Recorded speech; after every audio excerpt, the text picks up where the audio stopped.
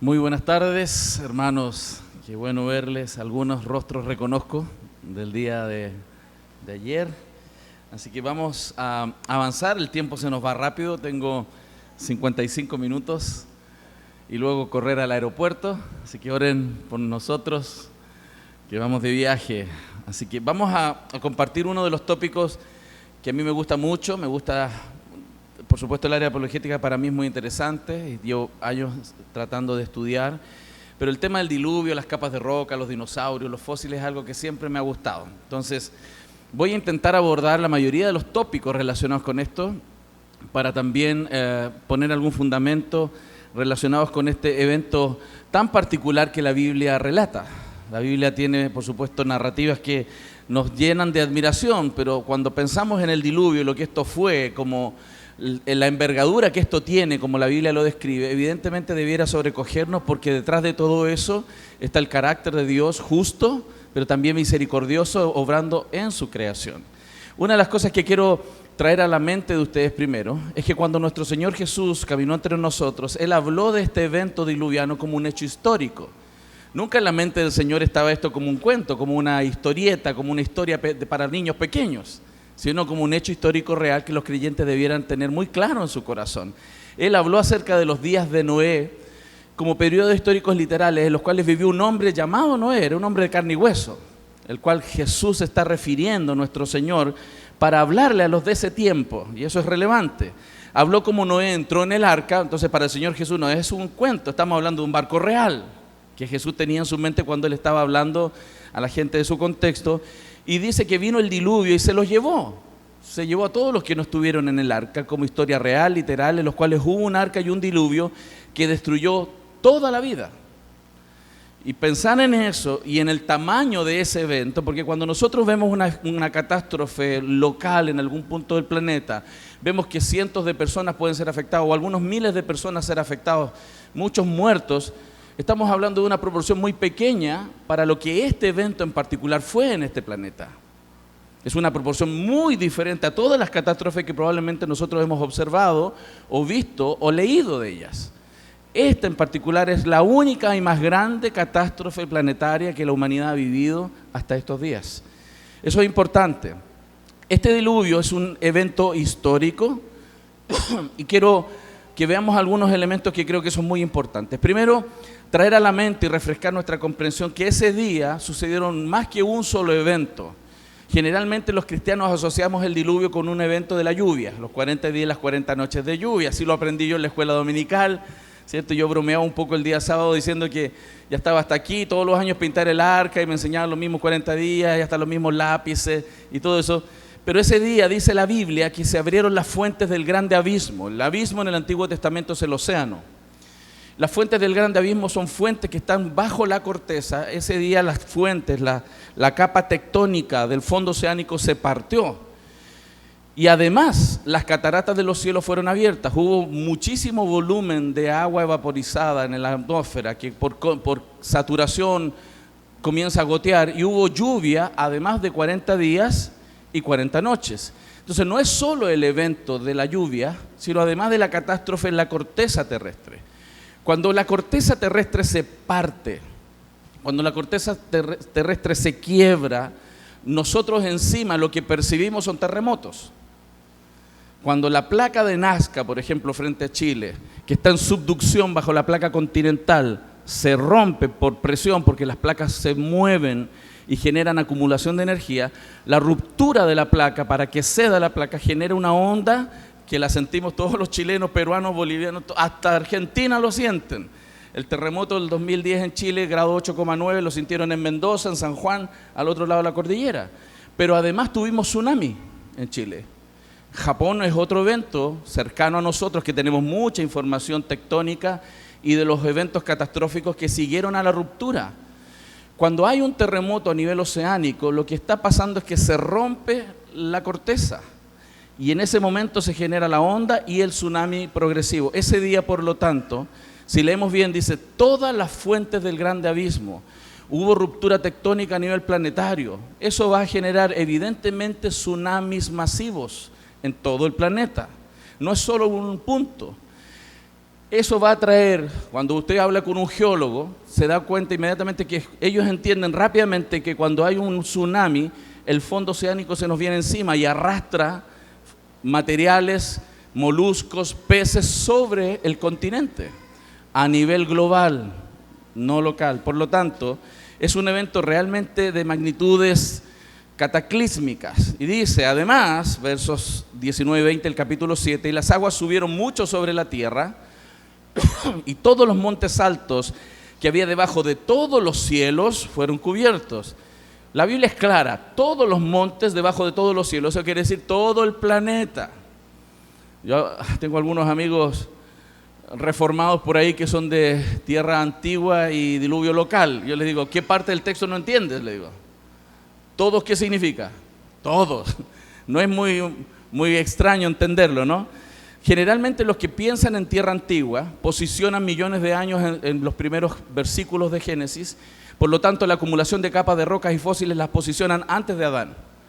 Por consecuencia terminan deduciendo que el diluvio tiene que ser local. Siempre cuando usted conoce un de tierra antigua que mete millones de años en capítulo 1 va a negar el diluvio global y va a meter diluvio local, porque se hubiera desaparecido la evidencia en las capas de roca con un diluvio.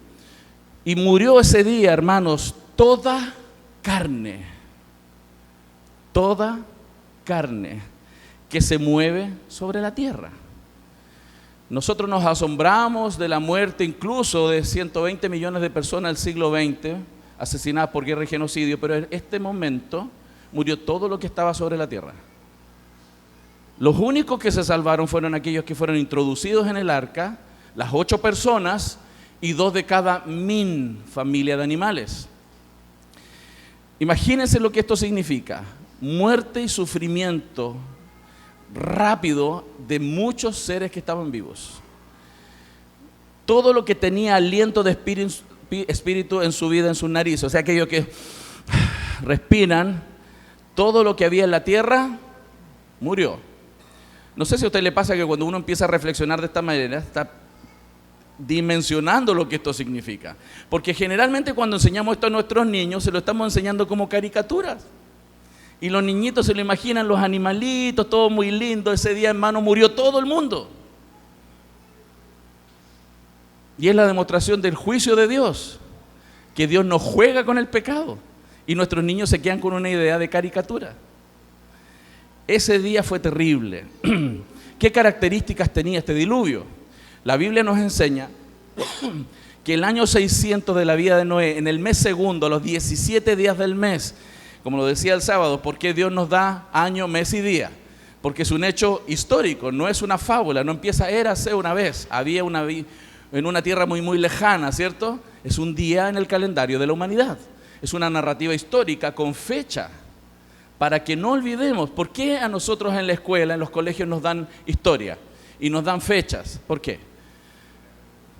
Para que sepamos qué ha pasado en el pasado, no lo olvidemos, y es un momento real que tenemos que recordar, porque de eso depende nuestra identidad nacional, nuestra cultura. Es importante, hermanos, el diluvio para toda la humanidad debería estar marcado en su calendario, porque ese día Dios trajo el juicio. Es más, Jesús dijo, como en los días de Noé sería la venida del Hijo del Hombre. Para el Señor es muy importante que los creyentes entendamos bien qué es el diluvio, porque apunta a la segunda venida, al juicio final. Ese día, no otro, aquel día se rompieron todas las fuentes del gran abismo y se abrieron las ventanas de los cielos. Usted sabe cuando llueve mucho qué es lo que pasa, ¿no? El material sólido que uno puede caminar sobre él firme, fluidiza por exceso, por saturación de agua. Y conocemos eventos de este tipo, ¿no? Los alud, movimientos de lodo, piedra y tierras bajando laderas abajo, volando todas las casas, los edificios, los autos. Hace poco tiempo estuve mirando las noticias en Italia, en diferentes países, grandes volúmenes no solo de agua, lodo, piedra. Cuando baja lodo y piedra, eso erosiona y genera cañones incluso.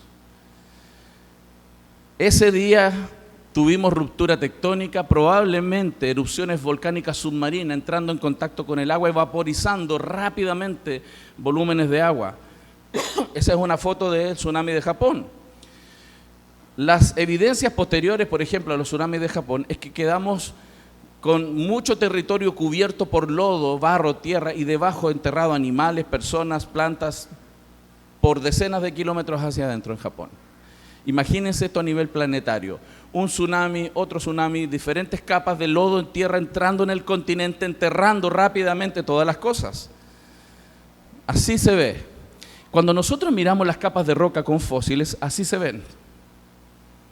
No se ve un animalito por aquí, un animalito por allá y otro por allá, y excava un poco y ahí hay otro. Está todo junto, arrastrado por lodo, enterrado desde plantas, animales grandes, animales pequeños, flores, abejas, plantitas, de todo.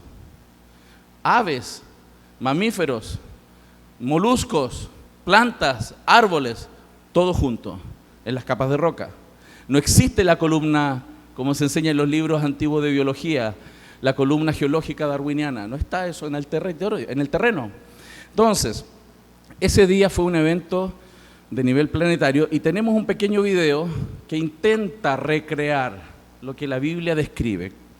Por favor, pongamos atención.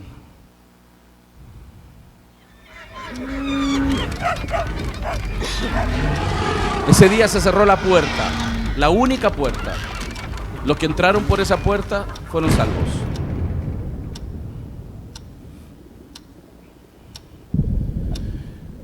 Se rompen entonces las fuentes del grande abismo. Imagínense en todo el planeta, rompiéndose la corteza, entrando el magma en contacto con el agua.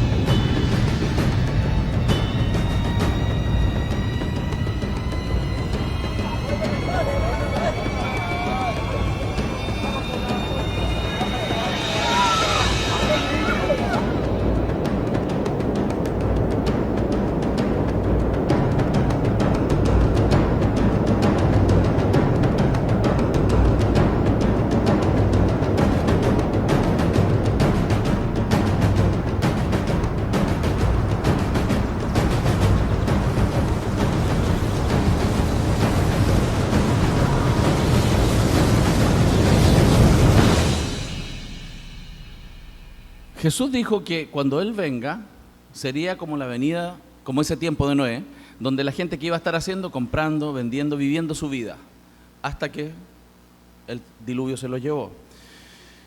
Este es un fósil que tenemos en el museo, que es un pez fosilizado que fue fosilizado o atrapado en el lodo mientras estaba almorzando.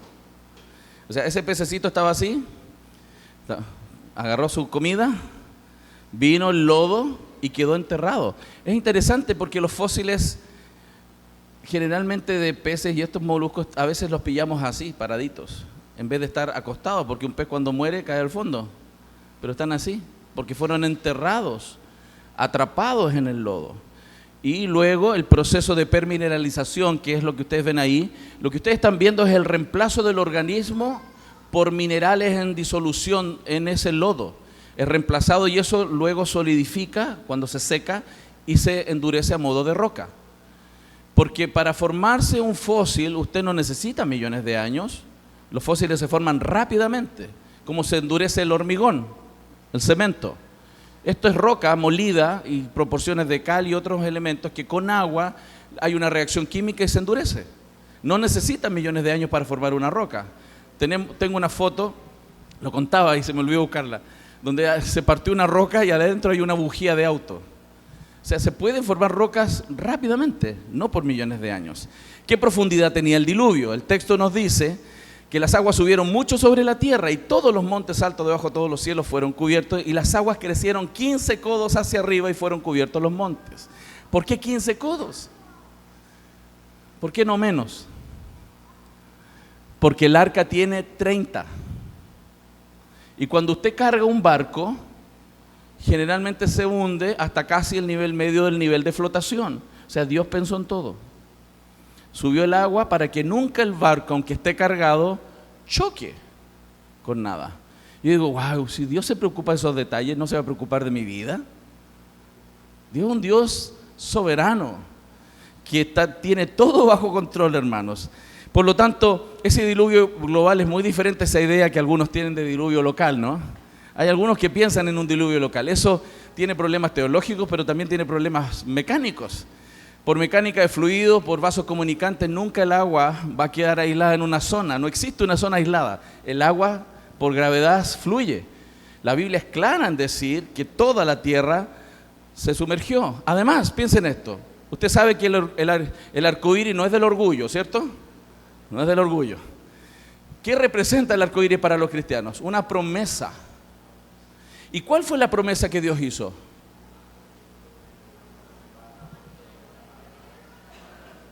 La promesa que Él hizo, que nunca destruiría de nuevo toda la tierra por agua. No dijo que destruiría partes, toda. ¿Por qué eso es importante? Porque sí hemos tenido inundaciones locales. Si Dios hubiera hecho un diluvio local y no hubiera prometido toda la tierra, estaría mintiendo. Dios prometió no destruir la tierra entera. Sí hemos tenido inundaciones. Japón y Chile hace poco fueron ejemplo de eso. Entonces, ¿qué es el registro fósil? El registro fósil son miles de millones de cosas muertas, enterradas en capas de roca, asentadas por agua por toda la tierra. Miles de millones de cosas muertas enterradas en capas de roca, asentadas por agua por toda la tierra. Repítalo conmigo, miles de millones de cosas muertas enterradas en capas de roca, asentadas por agua por toda la tierra. Yo estuve un mes así más o menos practicando esto. Hermanos, es una catástrofe. Debajo de nosotros, en cualquier parte del planeta, sobre los continentes, nosotros tenemos un cementerio de miles de millones de cosas muertas. Caminamos sobre un cementerio. No está el cementerio solo ahí a la vuelta, unas cuadras de aquí. Caminamos sobre un cementerio, porque ese es el registro del juicio de Dios. Eso está ahí. No tengan miedo, esta noche van a andar así. El espíritu de las almejas. No, hermano. ¿Qué es el registro fósil?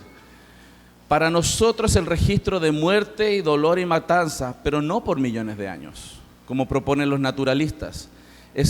Como dicen ellos, para ellos el registro de muerte por millones de años. Para nosotros es la matanza que Dios determinó por soberanía y juicio en un tiempo muy corto, en un periodo corto. El proceso diluviano completo dura alrededor de 1 año y 10 días. Eso usted lo puede chequear en el texto. Desde que entró hasta que salió, 1 año y 10 días.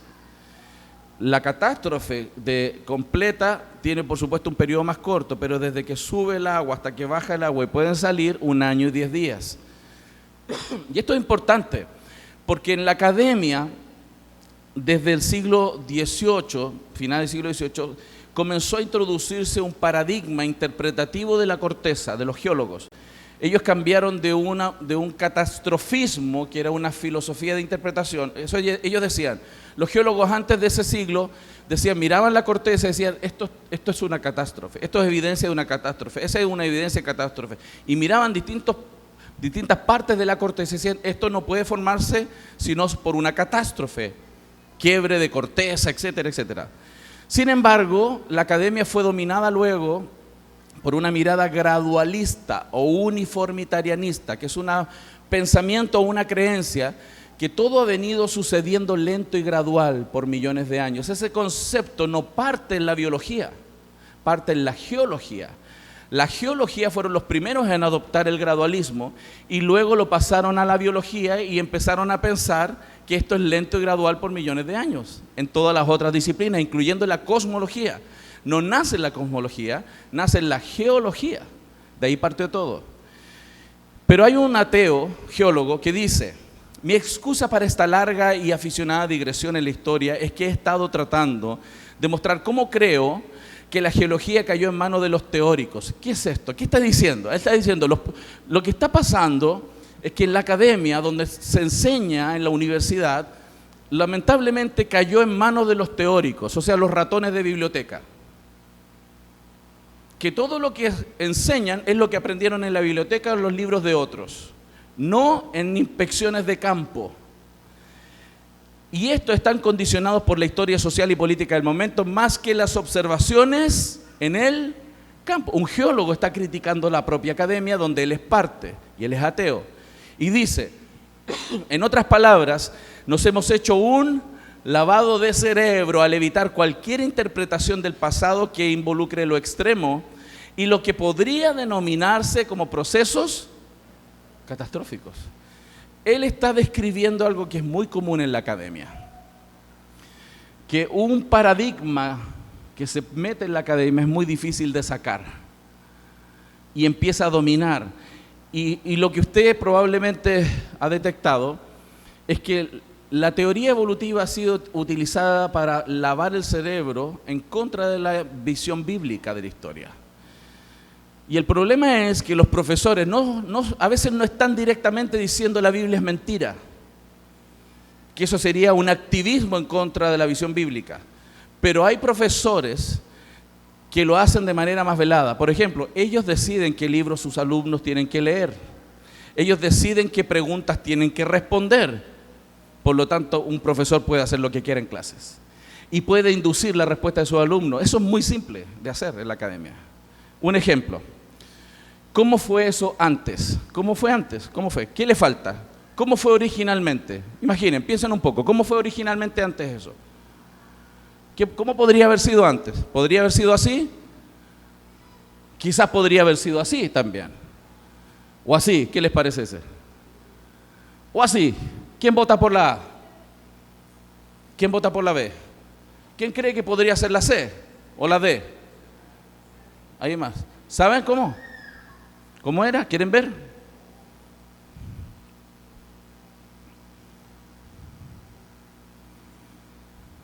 ¿Qué hice recién? Induje su respuesta. Les hice creer que las 4 posibilidades eran posibles. No le faltaba nada, así fue dibujado. Ese ejemplo tan simple, didáctico, es para mostrarles que en la academia no es difícil inducir el pensamiento de los alumnos y adoctrinarlos en una visión del mundo, sobre todo los que están recién en la primera carrera universitaria, porque están tragando todo lo que el profe de bata blanca de Harvard les está diciendo. Es muy simple. Después, cuando entran a maestrías, cuando vienen a doctorados, comienzan a darse cuenta del sinnúmero de contradicciones que están dentro de la propia academia y las dogmáticas, y por eso cuando ya están en doctorado y postdoctorado empiezan a levantar ideas porque ya no se convencen de las primeras ideas que les enseñaron. Eso es muy posible en la academia. Los hechos, hermanos, están a la vista.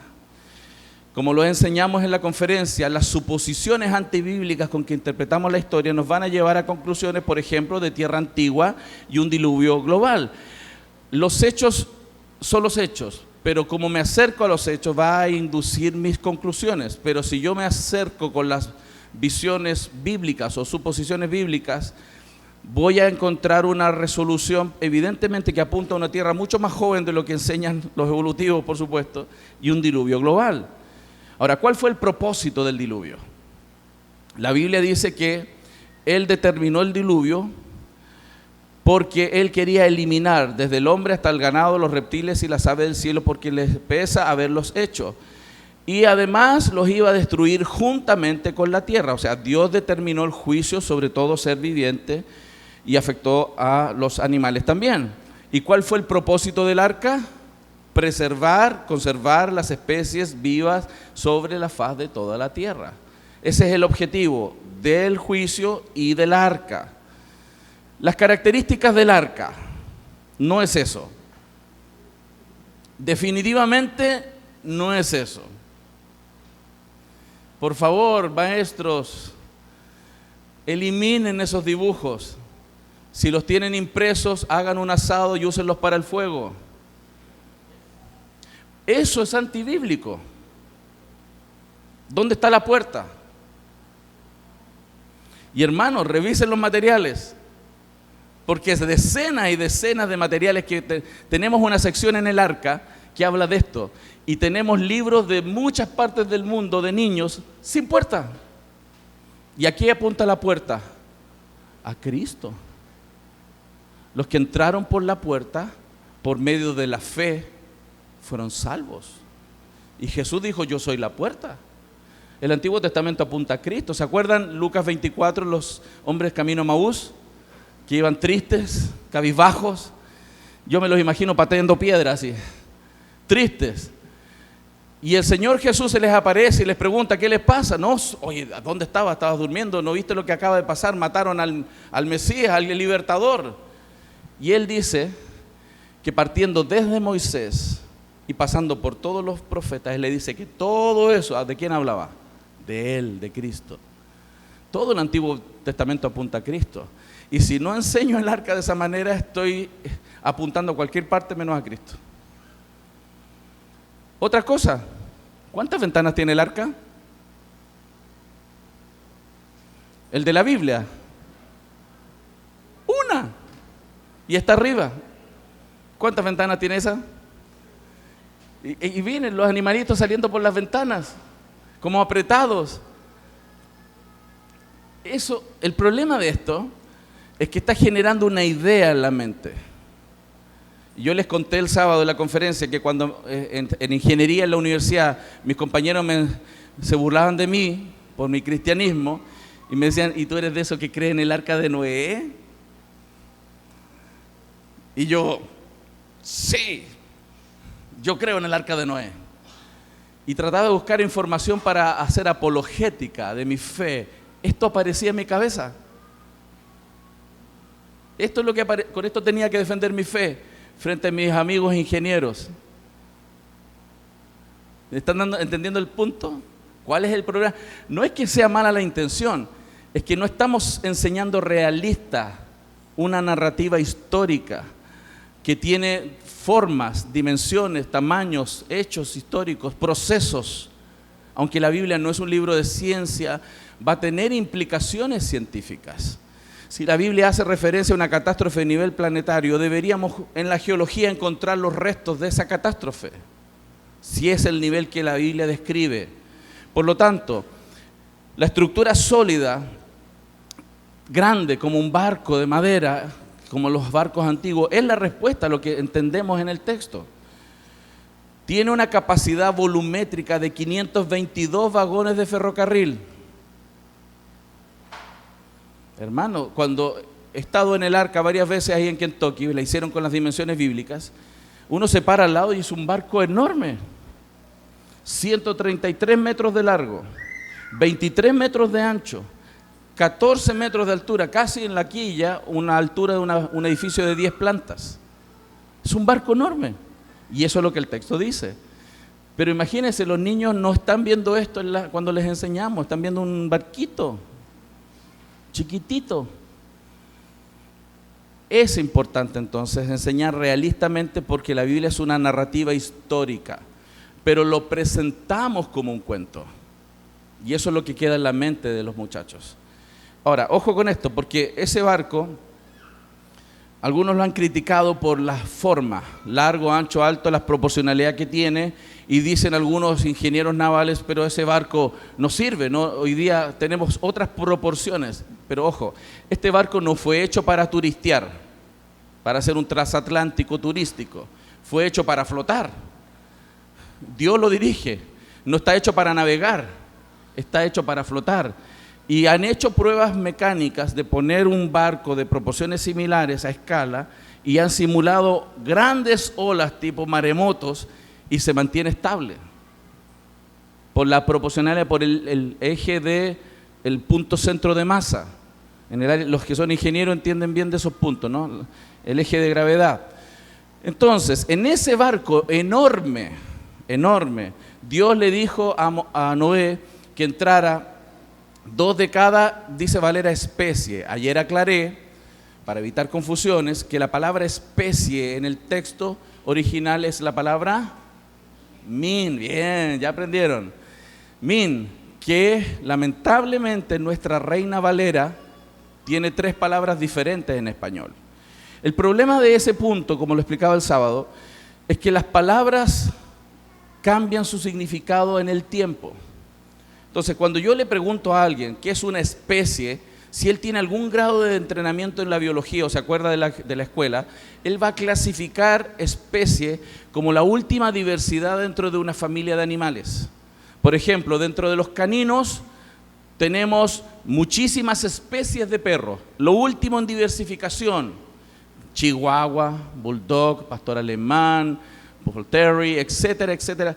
Ese nivel diverso, que es la última línea en la diversificación, un biólogo y la gente que se acuerda del colegio dice, eso es una especie.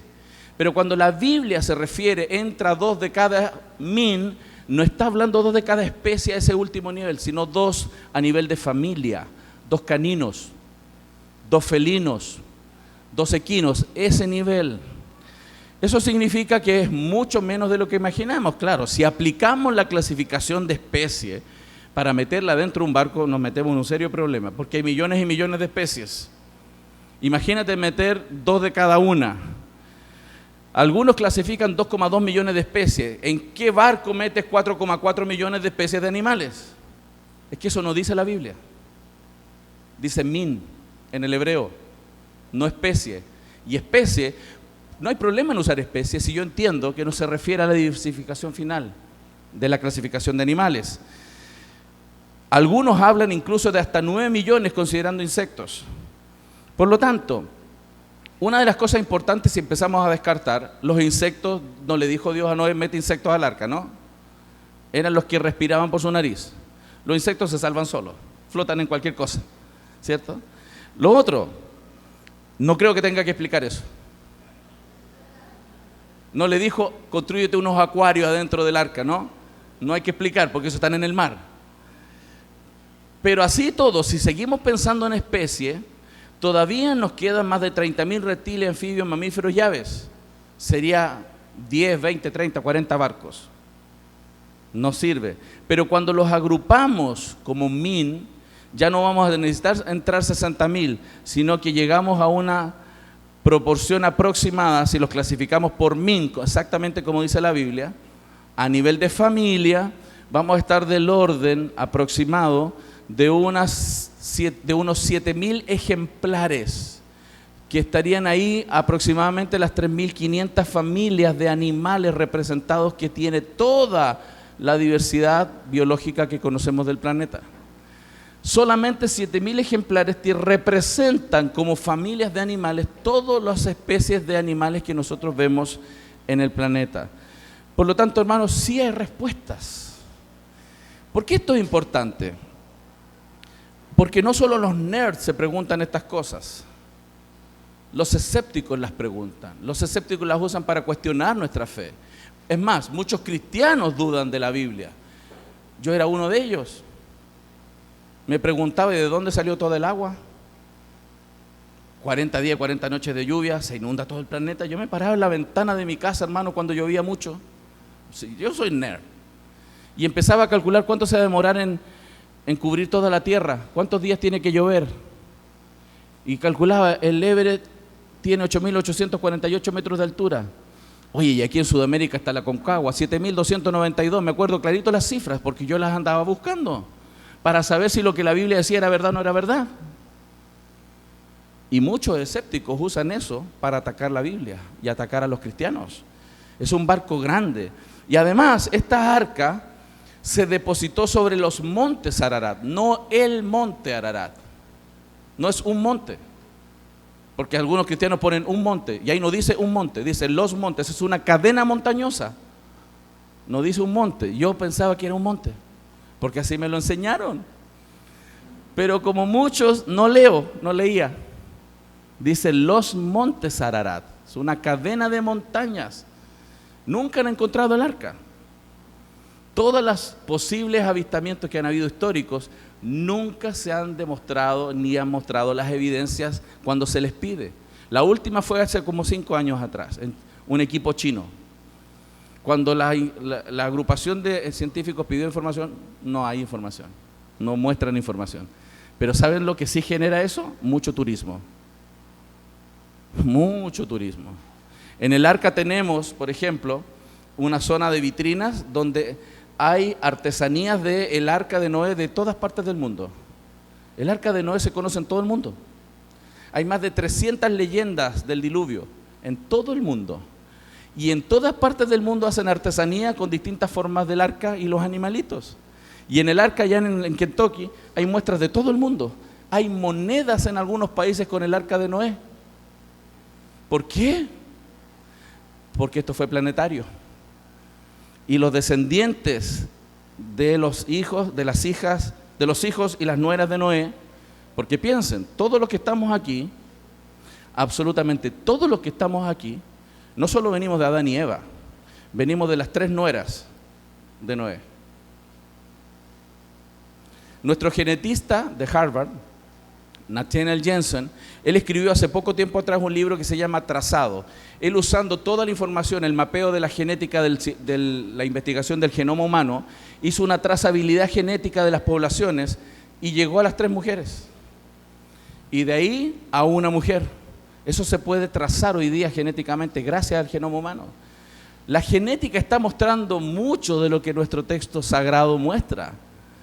La ciencia está alcanzando a la verdad bíblica. Y digo alcanzando porque la verdad va más adelante siempre. Por ejemplo, a nosotros nos enseñaron décadas atrás que éramos diferentes razas, ¿no? ¿Sí o no? Diferentes razas. Bueno, desde el 2000 el estudio del genoma humano concluyeron somos una raza, la raza humana. Les pregunto, ¿causó daño pensar que éramos diferentes razas? ¿No causó menosprecio de algunas poblaciones pensar eso? Y nadie salió a pedir perdón por todo el abuso y matanza que hubo por racismo. Esas son condiciones que están ahí.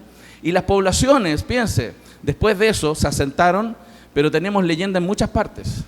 Algunos han dicho, bueno, entonces la Biblia es una derivación de las leyendas. No, error. Pero quiero contarles de algunas de esas leyendas. En Hawái, mucho después de la muerte del primer hombre, el mundo se convirtió en un lugar malvado y terrible. Solo quedaba un buen hombre y su nombre era Nuhu.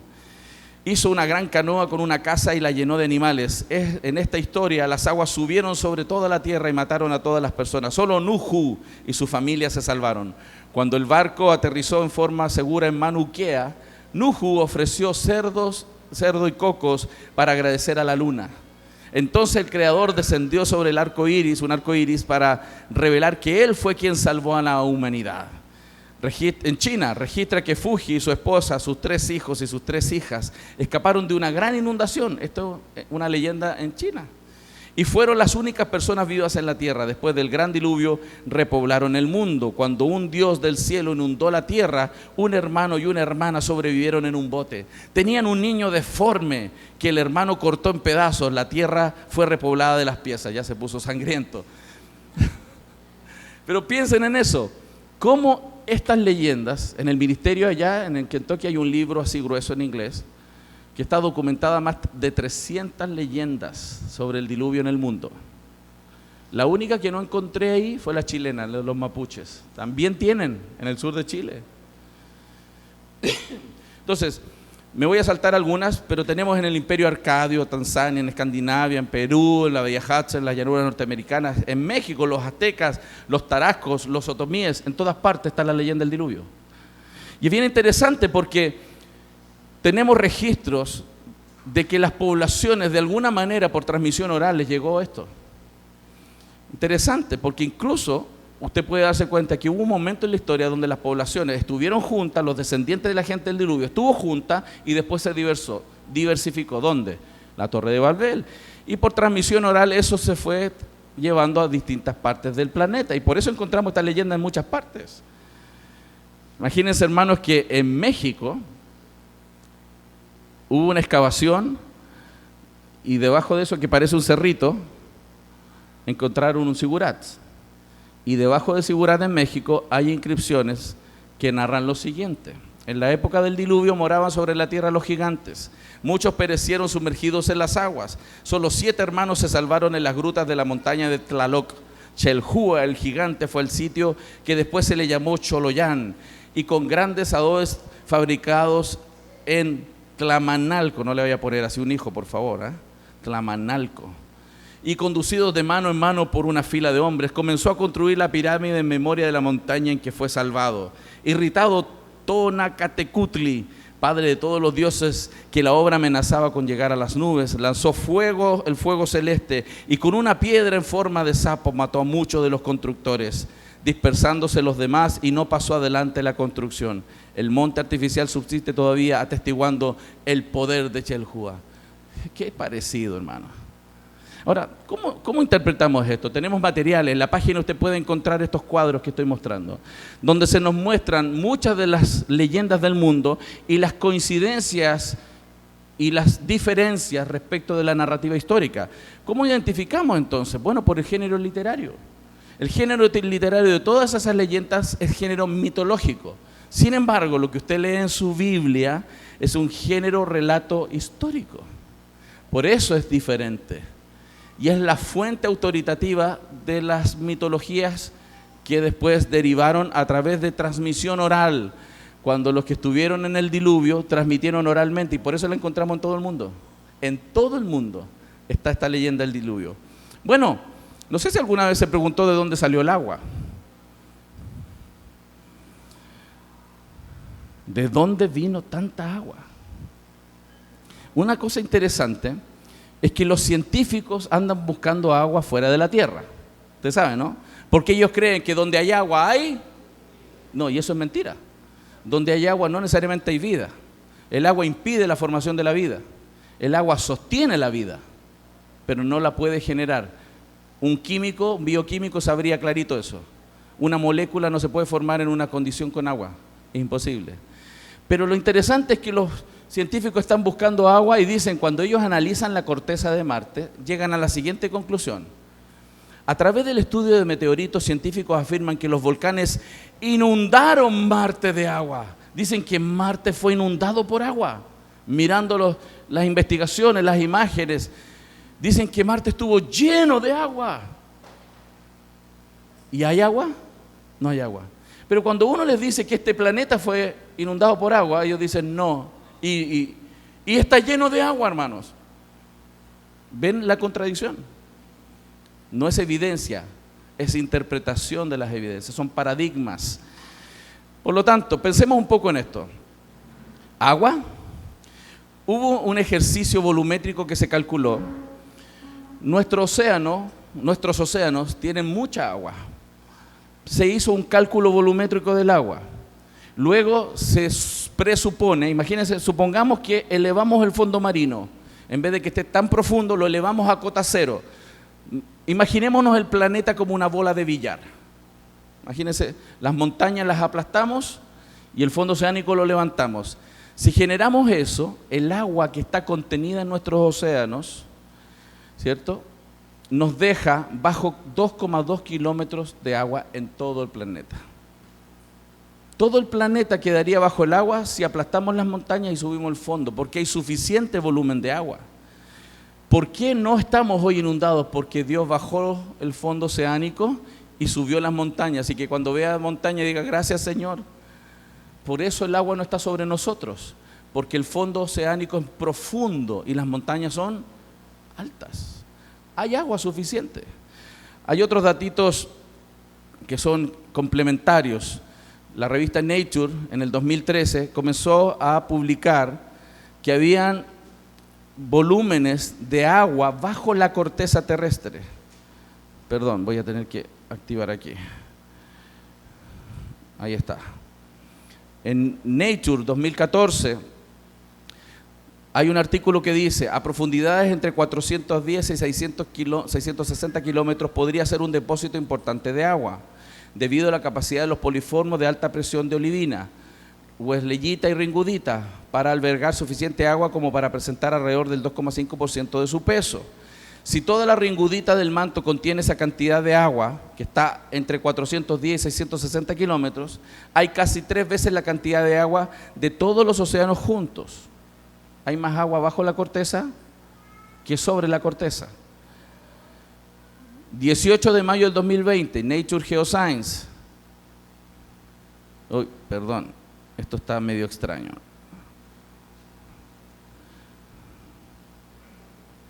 Ok. Por lo tanto, hermanos, si hay suficiente agua, sea esta la fuente o la condición volumétrica, tenemos agua suficiente para sumergir a todo el planeta. Hasta 5 océanos en el núcleo se calcula, bajo la corteza. Entonces, ¿cómo se forman los cañones? Para nosotros, la formación de cañones no tiene que estar circunscrita como los evolucionistas dicen. Los evolucionistas piensan que los cañones se forman con poca agua en mucho tiempo. Yo era uno de los que pensaba así. Cuando me paraba en un cañón en la cordillera de Chile y miraba el cañón y veía un río abajo, yo pensaba, ¿cuántos millones de años se demoró este río en formar este cañón? Porque es un paradigma que así aprendí. Sin embargo, el catastrofismo es una visión que concuerda con lo que la narrativa bíblica dice, donde hubo mucha agua en poco tiempo. Gracias a Dios tenemos registros observacionales de catástrofes locales donde se ha observado que grandes volúmenes de agua en un corto periodo de tiempo han formado cañones. Por ejemplo, el monte Santa Elena, que está en el estado de Washington, en el oeste de Estados Unidos. Así era ese volcán. El año 80 quedó así. Una gran erupción con grandes volúmenes de ceniza que cubrieron toda esa región, gran parte de su entorno, pero esa erupción volcánica continuó por varios años. Cada invierno es una zona muy fría, neva mucho, la acumulación de nieve junto con erupciones progresivas generaba grandes volúmenes de agua, piedra y lodo que bajaban ladera abajo calando cañones en cosa de horas. Y está el registro. Decenas de toneladas de ceniza que se endurecieron a modo de roca eran calados en cosa de horas por los volúmenes de agua, lodo y piedras. Así está, mire. Eso se hacía en horas, cuando bajaban los volúmenes de lodo y piedra. Si un evolucionista se para ahí, sin tener el registro del evento catastrófico, ¿qué interpretaría? ¿Que ese pequeño río caló ese cañón en cuánto tiempo? Millones de años. Ahora, un detalle, si ustedes se fijan es casi plano el fondo. Si fuera por millones de años, sería mucho más como una V, y no así, por erosión. Entonces, hay muchísima evidencia en el presente que apunta a la metanarrativa bíblica, al evento catastrófico. Y las aguas, dice, subieron mucho sobre la tierra y todos los montes altos debajo de todos los cielos fueron cubiertos. Las aguas crecieron 15 codos hacia arriba y fueron cubiertos los montes. Por lo tanto, nuestra interpretación bíblica nos permite ser mucho más coherente con la evidencia que nosotros observamos en el presente. Por ejemplo, si pensamos en las capas de roca, si las capas de roca fueran una acumulación lenta y gradual por millones de años, observaríamos en un corte algo así. Porque usted sabe, la corteza superficial sufre erosión, ¿cierto? Por lluvia, por viento, hay erosión superficial. Si tuviéramos capas creciendo lentamente por millones de años, tendríamos eventos que nos permitirían ver mucha erosión en cada nivel de las capas, pero las capas están así, una sobre otra. Eso apunta a una deposición rápida de una capa sobre otra, sin tiempo para erosión entre las capas. Otra cosa interesante, ¿alguna vez usted ha intentado doblar una roca? Inténtelo en casa. Llegue a casa, agarre una roca y trate de doblarla. Primero le pregunto, ¿las rocas se doblan o se quiebran? Ok, eso es interesante. Porque evidentemente por compresión y tracción, un organismo, un material duro como la roca, se quiebra, no se dobla. ¿Y por qué las capas están dobladas entonces? No están quebradas, están dobladas. Si esto estuviera duro y se produce un evento catastrófico y levanta, se quebraría. Pero lo que evidenciamos en terreno es que están dobladas, porque fueron dobladas evidentemente en el proceso diluviano, muy probablemente al final del periodo del diluvio, cuando el Señor baja los valles y eleva los montes, como describe el Salmo 104. Todo apunta al diluvio, todo apunta, la evidencia apunta a un evento catastrófico global. ¿Qué otro dato interesante? Tenemos fósiles poliestratos. Esto no es muy conocido. Fósiles que están cruzando verticalmente las capas. ¿Cómo usted puede justificar que un árbol esté parado y se empiece a fosilizar desde abajo y después de unos milloncitos de años se termine de fosilizar hacia arriba? Eso no sucede. Este árbol quedó enterrado y una capa lo enterró y otra capa lo enterró rápidamente y el árbol quedó poliestrato, cruzando verticalmente las capas. ¿Por qué esto es importante? Tenemos muy buenos recursos, entre paréntesis, ahí atrás. Si usted quiere seguir investigando, aprendiendo sobre esta visión bíblica de la historia y su correlación con las evidencias científicas, hay mucho material. Déjenme ver la hora, por favor. Me quedan 5 minutos. Sin embargo, los escépticos dicen, ¿y por qué Dios permitió todo esto? ¿Por qué Dios permite la muerte y el sufrimiento? ¿Por qué existe la maldad? No creo en Dios porque existe la maldad y el sufrimiento, han dicho algunos, ¿cierto? Pero ahí hay una falacia, ¿cierto?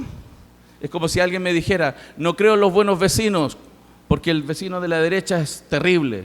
Pero no todos los vecinos son así. No puede generalizar. Y ahí entramos en un área que no voy a tener tiempo de desarrollarla, pero quiero animarle a que lea algunos de los artículos que están en la página. Pero si Dios existe, ¿por qué existe la maldad? Si Dios es bueno, ¿por qué existe la muerte? Si Dios es amor, ¿por qué existe la muerte de los niños? Son preguntas que los ateos han utilizado para poder ir en contra de la visión bíblica.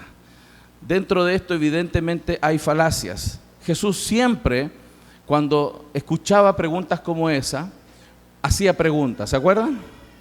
Muchas veces el Señor hizo preguntas. ¿Qué es lo que hacía? ¿Por qué Él hacía preguntas? Porque Él quería corregir las suposiciones erróneas en la pregunta. Muchas preguntas que las personas hacen tienen falacias dentro.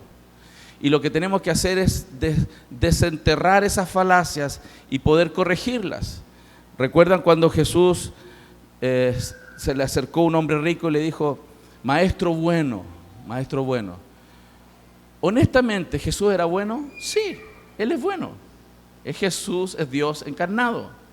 Pero ¿por qué Él no dejó al hombre rico utilizar la palabra bueno? Porque Él está corrigiendo la presuposición que está en el corazón de Él. ¿Qué pensaba ese hombre de sí mismo? ¿Que Él era bueno?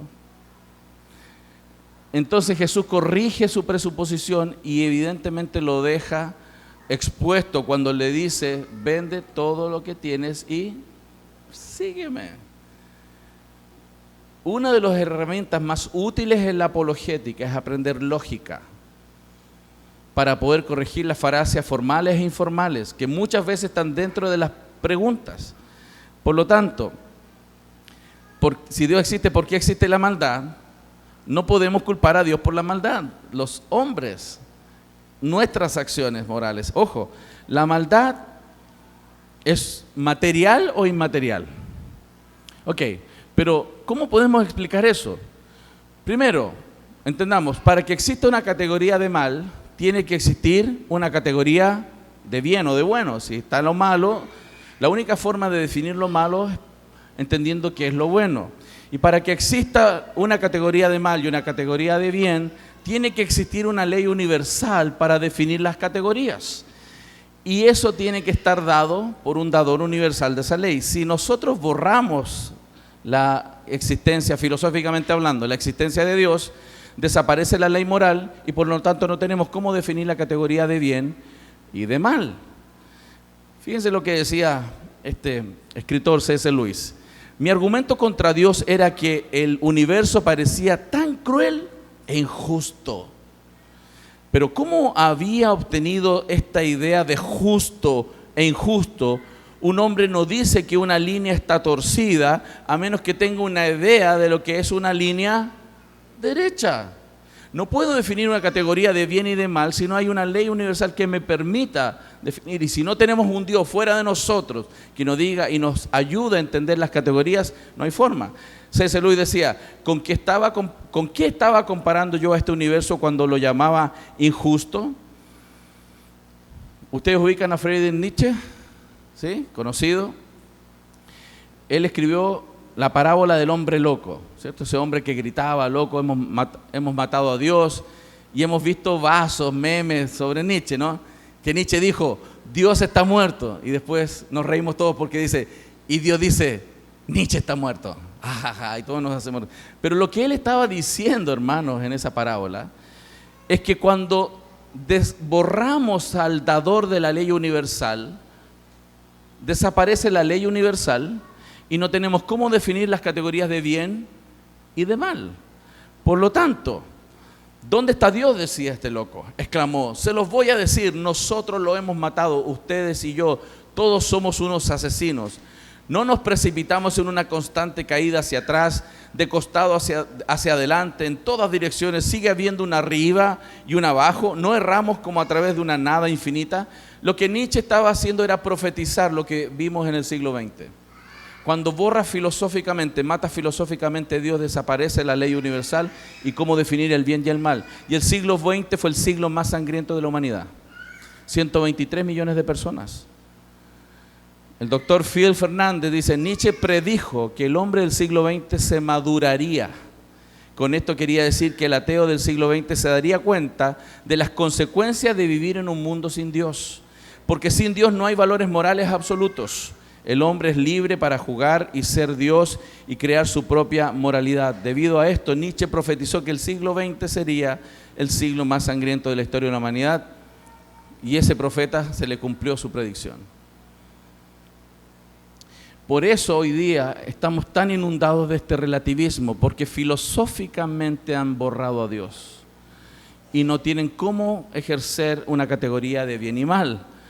Miren lo que dice Williams Provine. Él ya falleció, era parte del instituto que promovía las creencias de Richard Dawkins. Dice: no existen leyes morales o éticas inherentes, ni tampoco principios rectores absolutos para una sociedad humana. El universo no se preocupa por nosotros si no tenemos un significado fundamental de la vida. Cuando borra filosóficamente Dios, no tenemos cómo definir identidad, ni bien ni mal, ni bueno ni malo. Nietzsche dijo: no podremos entender ni el arriba ni el abajo, se ha borrado el horizonte. Por lo tanto, el siglo XX fue el siglo más sangriento. Entonces, segundo punto, un escéptico dice: si Dios existe, ¿por qué existe la maldad? Si tuviéramos una hoja de papel cada uno y pudiéramos anotar los pecados que hemos cometido esta semana, ¿cuántas hojas necesita? Yo veo así, ¿cuántas hojas? ¿Una? ¿Media? Si empezamos a anotar nuestros pecados, no solo los que hemos infringido por hacer, sino por no hacer lo que debemos hacer, ay, ay, ay. Y si eso lo multiplicamos por las personas del mundo, por una semana, por unos meses, y por los 7.8 billones de personas en el mundo, ¿cuánto pecado hay en el mundo? ¡Onda! Cuando uno empieza a calcular con cifras, esto se pone sideral. Entonces, si nos ofende tanto la maldad, ¿por qué contribuimos con tanta maldad al mundo nosotros? Esas mismas personas. Otro punto: ya que queremos tener el derecho de no seguir a Dios en nuestra vida, ¿por qué nos quejamos cuando Dios no obliga a la humanidad a obedecer y a hacer el bien? O sea, es muy contradictoria la visión atea. Es violenta y antinatural, y es la separación entre el cuerpo y el espíritu. La muerte física es también por la misericordia de Dios, para que no permanezcamos en este estado de manera permanente. Si Dios es bueno, entonces ¿por qué mueren los niños?, dirá alguno. ¿Por qué mueren los niños, los de África? ¿Han escuchado eso, no? Y no tienen qué comer. ¿Por qué mueren? Si Dios es bueno, ¿por qué? Los ateos dicen eso. Pero miren, en un referéndum popular celebrado el pasado fin de semana, 66% de la población de Irlanda dijo sí a la derogación de la enmienda constitucional que desde 1983 prohibía el aborto. Cuando fuimos a las urnas ayer, muchas personas votaron sí con entusiasmo y orgullo, pero también muchos otros votaron afirmativamente con tristeza y aceptación. La X marcada en la papeleta representaba mucho más que un voto individual. En 1983, 841,000 personas... Un referéndum popular en Irlanda aprobó el aborto libre. Entonces, unos se quejan de que mueren los niños en África, pero aquí es contradictorio. ¿Por qué cuando el santo creador decide quién muere es injusto? Pero cuando una mujer dice que muere en su vientre, eso es un derecho. ¿Ven las falacias y la necedad del razonamiento ateo? Y no tenemos que tener miedo en descubrir esas falacias y aprender a hacer ese pensamiento desde las Escrituras, argumentar en contra de estas cosas tan erradas. No creo en Dios porque existe la maldad y el sufrimiento, hermanos. ¿Por qué un Dios bueno permite que nos pasen cosas malas? Es una de las típicas preguntas. Y hay un libro de un judío que hace referencia a eso. Pero, y con esto voy a terminar. Si Dios creó a todo, ¿quién creó la maldad entonces? Una de las cosas que tenemos que aprender es que la maldad no fue creada. La maldad no es material. La maldad no se crea. ¿Qué es la maldad? La maldad no es algo creado.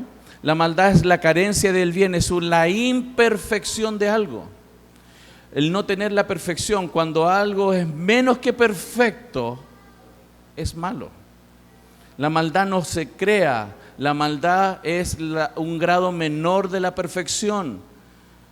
¿Qué es la oscuridad? La ausencia de la luz. ¿Se crea la oscuridad? No, es la ausencia de la luz. La maldad es la imperfección de la divinidad hacia abajo, menos que Dios, menos que perfecto, menos que bueno. Eso es lo malo, no se crea. El mal no tiene que ser creado por Dios para existir. Él solo hizo una creación perfecta con la capacidad de no ser perfecta. Dios no creó el pecado, sino la humanidad, con la capacidad de pecar. ¿Por qué esto es importante? Porque el diluvio es un juicio catastrófico y el Dios santo y justo ejerció su derecho de hacer justicia cuando Él quiso. Dios no está obligado a ser misericordioso con todos. Nunca la Biblia dice eso. Él tiene misericordia de quien quiera tener misericordia. Él está obligado a ser justo, coherente con su santidad. Por lo tanto, estas temáticas del diluvio, había mucho que ver. Quiero terminar aquí.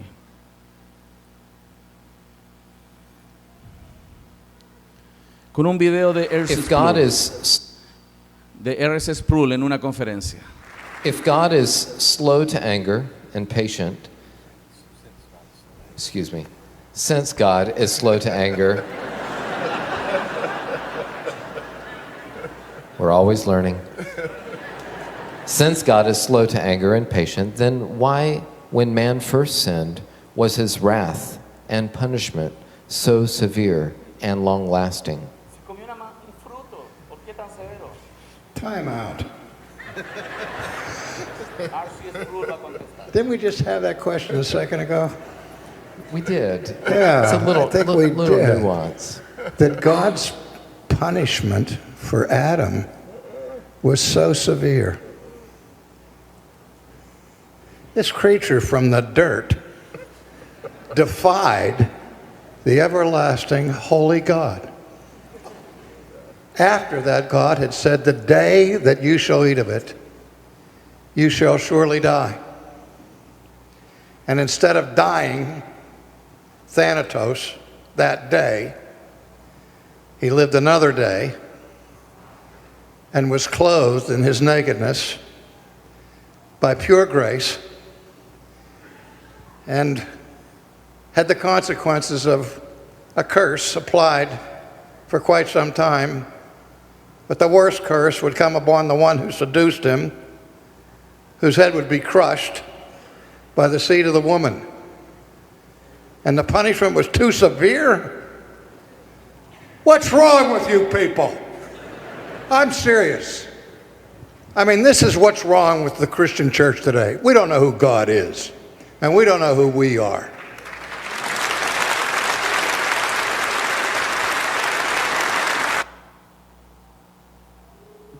Les aliento, hermanos, a decidir cuál va a ser nuestra autoridad. ¿La palabra infalible de Dios o las opiniones de personas falibles, hombres pecadores que son limitados? Les animo a mirar la vida desde las Escrituras y recordar que ese Señor habló de esos días como un día real y dijo, así será también la venida del hombre. Les animo, hermanos, a estar siempre preparados para presentar defensa ante todo el que os demande razón de la esperanza que hay en vosotros, pero hacerlo con mansedumbre y temor. Muchas gracias, que el Señor les bendiga.